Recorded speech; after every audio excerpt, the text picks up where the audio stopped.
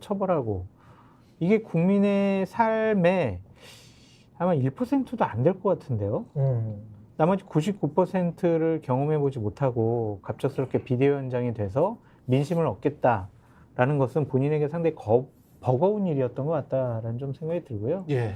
이러한 분이 이제 내공을 쌓겠다라고 얘기를 했는데 지금 여러 가지 얘기를 들어보면 그냥 아는 지인들한테 전화해서 내가 비대위원장 때, 선대위원장 때 이렇게 할 수밖에 없었다라고 변명하고 항변하는 모습을 보이는 것 같아서 예.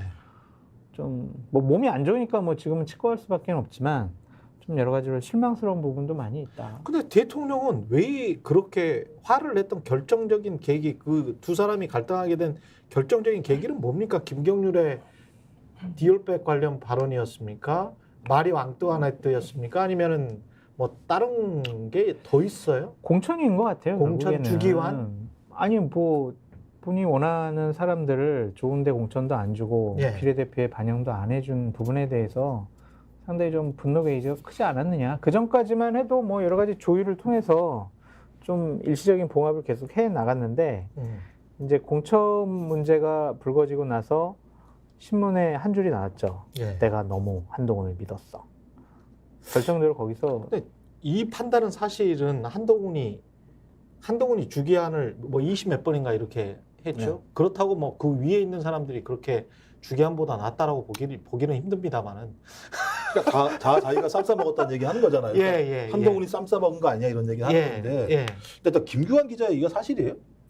여러 가지? 제가 잘 모르겠어요. 팩트가 틀린 거는 몇 가지가 있는데 거의 아니라고 대부분 얘기하니까. 다 사실입니다. 그러면 제가 볼 때는 완전히 한동훈은 윤석열 대통령을 거의 그냥 모든 전방위로 공격을 한 거라고 느낄 수 있죠. 윤석열 네. 대통령은 더 전방위적으로 한동훈을 공격하고 그렇죠. 무슨 아니, 이야기? 1월 21일 날 예. 부인 특검법 문제 관련해서 국민의 의견들이 예를 들면 좋지 않다라는 걸 얘기했더니 갑자기 이관섭 비서장이 와가지고 예. 비대위원장 그만둬 이렇게 얘기를 한 거잖아요. 예. 그 비대위원장 그만둔 이야기를 2번인가 했다 그러던데. 그러니까 이제 예. 1월 달에 한 거고요. 그렇죠. 그다음에 이종섭, 황상무 이게 대통령 인사 문제잖아요. 예. 인사 문제 걸고 넘어졌잖아요. 예. 그다음에 세 번째가 말씀하신 그 비례대표 순번 문제인데 대통령이 분명히 어떤 의중을 가지고 얘기한 사람이 있는데 전혀 반영하지 않고 자기 마음대로 했다라고 하는 건 야, 네가 나의 인사권부터 여기까지 건드는 거야. 그러다가 마지막에 이제 예. 의대 정원 문제. 아. 정원 문제 담화문했을 때 직전과 직후에 2번에 거쳐서 나 비대위원장 못하겠다라고 얘기했다는 거잖아요. 그렇죠. 그럼 그렇죠. 대통령의 정책 그렇죠. 권한에 예. 대해서 건드는 거죠.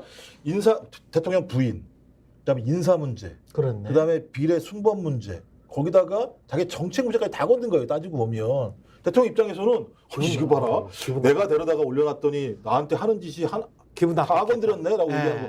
한동훈 비대위원장도 입장이 마찬가지죠. 선거를 하는데 선거 잘 나갈 때마다 들어와가지고 선거를 빠개니까. 그렇지. 그러니까 쌍방이 제가 볼 때는 극대로는 모르겠습니다만 서로 대노한 측면들이 있는 것 같아요. 근데 그러네. 이러면 대체적으로는 대통령 말을 듣거든요. 그잖아요, 실제로는 대부분 다. 근데 제가 볼 때 끝까지 예를 들면, 그러니까 이게 대통령 말을 들은 건지 안 들은 건지 같기도 해요, 그냥.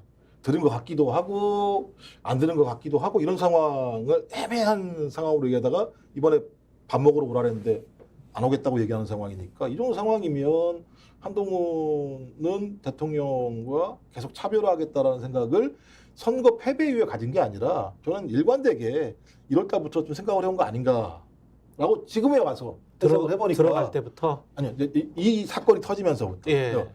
뭐 비대위원장 갔을 때는 대통령의 힘이 아니면 갈 수가 없었을 거 아니겠습니까? 좀 그렇다면 그때는 당연히 대통령과 호흡을 맞춰서 하려고 했었겠죠. 근데 유권자를 만나보니까 대통령 말대로 하면 안 되겠거든 선거가. 하나하나 껌껌이 이거 안 되겠거든. 이러다 가다가 야 이거 문제는 누구야?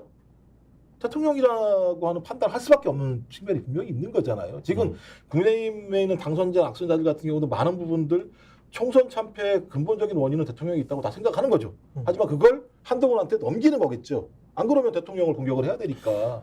중요한 거는 한동훈이 정치적으로 뭐 본인은 다시 복귀를 하려고 하는 것 같은데 제기를 하려면 뭐 입지 뭐 뭔가 여지가 있어야 될 것 같은데 든든한 백그라운드가 있든지 그러면 국민의힘에서는 당장 뭐가 있습니까? 지금까지 한동훈의 리더십과 권위는 네. 대통령의 후광 효과 아니었으면 그렇죠. 비대위원장이라는 공식적인 예. 직책에 대한 권위였었거든요. 이게 둘 다가 없어요. 그렇죠.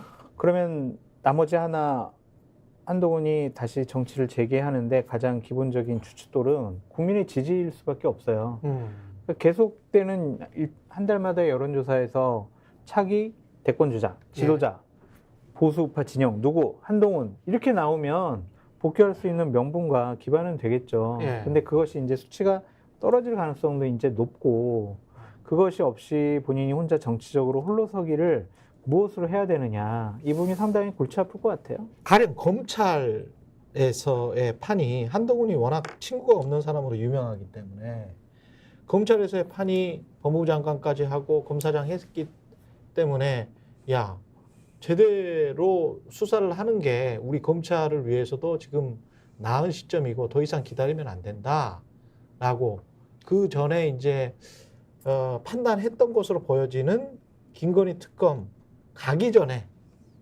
검찰이 소환하고 수사하자.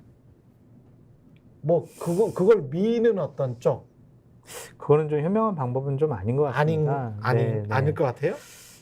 그거보다는 당분간은 그러한 상황들이 본인의 주도하에서 변화될 수 없기 때문에 야당과 대통령실에서 어떻게 영수회담이라든지 아니면 국회 내에서 처리될지를 좀 지켜보고 그 문제만큼은 좀 말을 아끼는 것이 좋을 것 같다. 왜냐하면 김건희 여사와 관련된 부분, 최상병 특검과 관련된 부분은 대통령이 선을 넘는다고 생각을 할 것 같아요. 최상병 특검이 왜 선을 넘어요? 본인에 대한 수사잖아요, 결국에는. 그러면 윤석열 수사해라! 이제 이거를 한동훈 전 비대위원장이 하는 거라고 생각을 하게 되면 정말 윤석열 대통령의 성품상 그냥 물불 안 가리고 가만두지 않을 것 같다. 근데 국민들의 요구는 그거잖아요.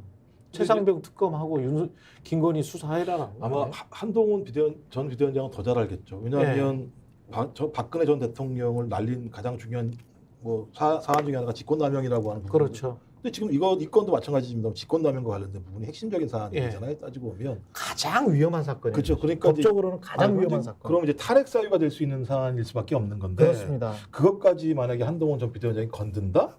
제가 볼 때 이건 내전 상황인 거고. 그럼 한동훈 전 비대위원장도 그 위기감을 느낄 거라는 생각이 분명히 들어서. 그렇죠. 저는 오히려 불가근 하면서 이렇게 계속 작은 이슈를 만들면서 자기의 존재감을 유지하는 것.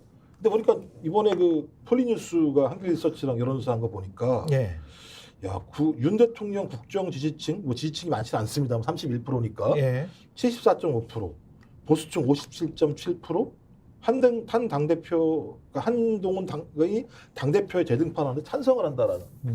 스픽스는 말하는 언론입니다. 대세는 유튜브, 그중에서 스픽스.